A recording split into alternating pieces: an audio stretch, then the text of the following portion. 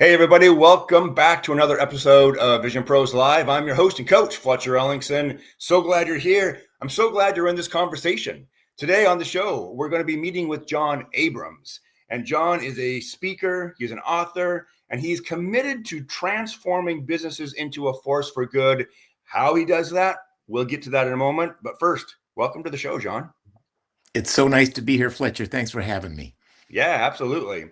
You're calling from the over by Martha's Vineyard, you said, right? On the little island of Martha's Vineyard off the coast of Massachusetts. Right on. And you recently wrote a book. It's called From Founder to Future. But we're going to get that in just a minute. But I want to first ask you a question. The reason I'm asking you this, John, is because there's a lot of uncertainty. There's a lot of suffering in our world. It's easy to focus on what's not going well. That's always available to us. But I want to remind our listeners and our viewers that what also is available to us is what's going well. And we always have a choice of where to put our focus. And that focus determines how we feel internally, which then affects the actions that we take in the physical world. So remind us of something that's going well, John. What's going well in your life personally and or professionally? Well, you're talking my language, Fletcher, because I'm always looking at the good stuff, and there's plenty of it to find. Um, so at the end of 2022, after 50 years running a company called South Mountain Company, which I had converted to employee ownership many years before, I passed it on to second generation leadership and went on to other things in my life, which I'll say about. But right now, a couple of years later, I get to watch this company that I love so much, that I put my heart and soul into. And it is thrilling to see this incredibly aligned leadership team Mm, that is taking it to new places. And what I'm seeing is that they are likely, with tools and resources unimaginable 25 years ago, they're going to take it to places that my casual style of leadership probably never could have.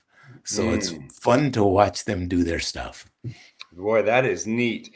You know what I really appreciate about that is that like you had this is a tremendous win. Like you put in the effort, you had the vision, and you implemented it, and then it took on a life of its own and went to a place that you just said, like, I may not have had the ability to take it to that place, but That's because of the right. collaboration, it happened. And that's exciting to watch, isn't it?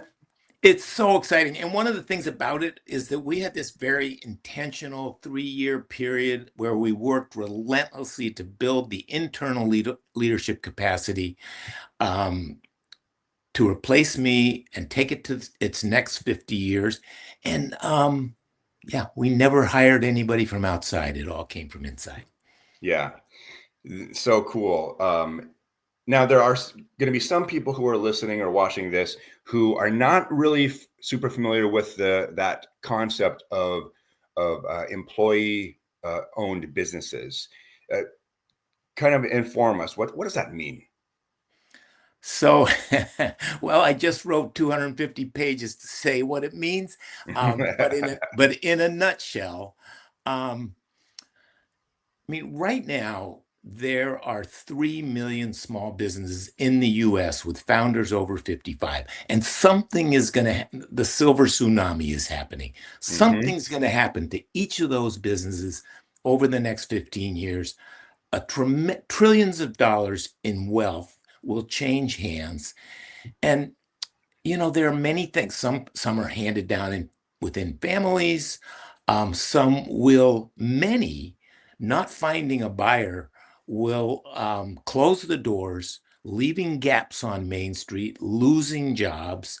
Some will be swallowed up by rapacious private equity, and those businesses in many places will be taken out of their community, saddled with debt, carved up and sold for parts. And I talk to many people who sell to private equity, and they wish that their mission could be continued and their purpose could continue to be fulfilled. It doesn't, and they end up with fat wallets and broken hearts. Mm. So here's the thing, Fletcher, that most business advisors, bankers, lawyers, accountants, financial planners, succession consultants don't know the employee ownership options available. So in many cases, these owners could be selling to their employees, get rewarded for their investment, and reward those people who helped them build the business in the first place. So this is such a wonderful option, and there are many forms of employee ownership. Um, Hmm. I happen to be partial to the worker co-op just because I have so much experience with it, but there are employee ownership trusts, there are ESOPs, which most people are familiar with. And this book was really intended to speak to business owners who are unfamiliar with these options. And my hope in the book is that there are a lot of stories in the book of exemplary businesses, and there is a lot of information in the book. And my hope is that readers, if you're a business person and you read this book, that you're going to go, oh my God, with one of the forms of employee ownership or one of the stories, that sounds like me. I could do that. That fulfills my aspirations, and they will latch on to it and find a path. Yeah. That's my Yeah. hope. Yeah. Well said. And what I really want to have our listeners hear is this one thing you said. This is an opportunity to reward the very people who helped you build that business. And that is a beautiful gift of contribution. Um, because as uh, as most business owners and entrepreneurs know, I mean, if they're really honest with themselves, you didn't do it by yourself, You right? really didn't. You didn't build that road all by yourself. You had the vision, you put in, and we're not taking anything away from you. You put in so much blood, sweat, and tears, no doubt about it. Took huge risks that others were not willing to take. And you had to eventually have the team in order to have it turn into what it is. And so this is an opportunity to think newly about how to continue this business while rewarding and empowering the people who helped you build it along the way. Absolutely Absolutely. beautiful. And I always say that my career was made up of learning different skills and acquiring different abilities in a half-baked way that was just enough that I could recognize and attract people that could do all those things better than I could do them. So, and that's how you put together a team and build a culture of ownership. So, ownership, there's the transactional part of ownership, and which means a lot to people to be an owner instead of just an employee is Yes. huge. But there's also the emotional part and the culture of ownership, and when people feel that, they Yes. pull together and you just get a different level of commitment from people and performance. Oh, absolutely. Now, Yeah. there are a couple businesses that I'm thinking about specifically. I don't think they're employee owned, but maybe no, I don't think they're employee owned, but they have developed and cultivated this culture of um, buy-in from their employees. And I'm thinking specifically of Trader Joe's and Costco. Yeah. Longevity in their employees, and every time I go in there, You feel high, it, high right? quality. Yes, You exactly. feel it. I mean, Costco, Yes, it's so amazingly different from every other big box store, it right? is. Absolutely. And so, and that's not by accident. That is Yeah. by design, right? Yes. Yeah, they invest in their employees, and so the employees feel like they have a stake in that business.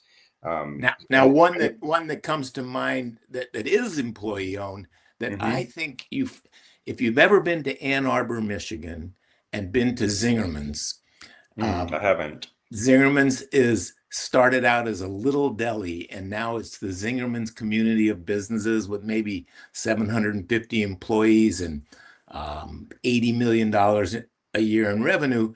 And it is owned. It's really owned by a purpose trust. And you walk in there to get your pastrami sandwich, and you feel I am in a different place. There's a Mm, different level of service. The the smiles are genuine. There's an authentic culture that transmits, and they've been incredibly successful. And I think because of that, you know, yeah, it's not I because of the wholeheartedly believe it. pastrami. The pastrami's Right. good, but it's all the rest of it too. Absolutely. Oh, such good stuff. Hey, so the show here is called Vision Pros Live, right? And so I'm going to ask you just to sum up for us, John, what is your vision? So my vision is that, and I may overreach a bit, but that this notion and this book can be an antidote in some modest way to the spirit of cruelty Mm, and wealth inequality. And we're not in a great place in our country right today. I think mhm. we're in a valley. We'll come out of it, but I'm hoping that this book will help um, to bring back the sense of kindness and caring and respect that has distinguished America for centuries, right? And so, in any little way that I can to help that's my vision. That's what I want to do. Boy, I totally resonate with that. I'm a huge fan of deliberate and intentional kindness, like leading with kindness, because I actually believe like a kindness unifies instead of divides. And so if we all lean into kindness, oh my gosh, less division, more unification, right? Absolutely. Yeah. Yeah. And so essentially this book is an ode to the America to come, the one where we'll all share the bounty. And on this long journey of towards liberty and justice for all, we've never made it yet, but we're on that journey, and hopefully this can push down that path a little bit. Mm. Well, I want to acknowledge you and appreciate you for the intentions you've set out for and for experimenting in your life to the point where you arrived to this conclusion and are taking action on it. So, I want to thank you for being a source of kindness and contribution and spreading this message. It is a big deal because small and medium-sized businesses, they're the heartbeat of this country still today. They really, really are. And I want to tell you, Fletcher, that when I sold my company to myself and my employees, it was scary. Mm, And what was scary about it was relinquishing full control. What if this thing that I had built, that I loved, came to be something that I didn't love anymore?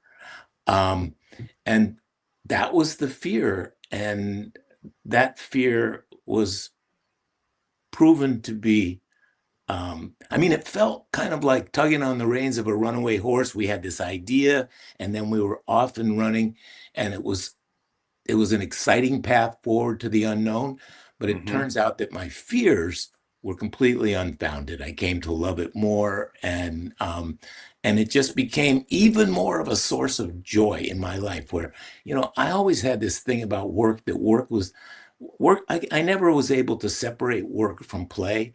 hmm Ever since I had a paper route when I was 12 years old, I loved that, and and so this company for me was this thing. It was like a magnet. Every morning when I woke up, I get to go out there and work with these people all day long, and I get paid for this shit.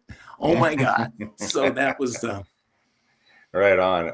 To be so fortunate, right? Man. yeah, I feel like a very lucky man. Yeah, yeah. Good, good, good. So your book is called From Founder to Future, yes? Yes, a business Um, roadmap to impact longevity and employee ownership.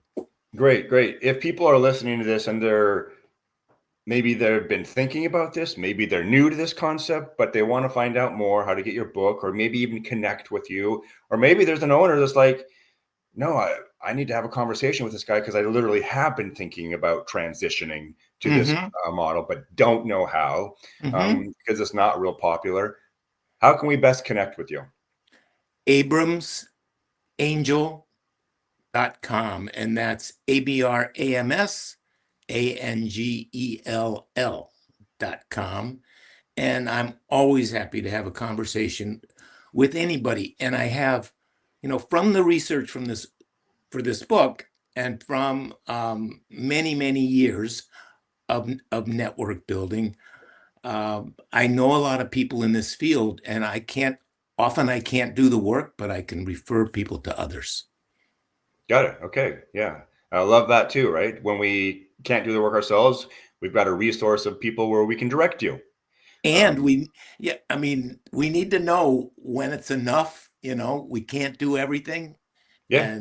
And so collaboration makes our influence reach further.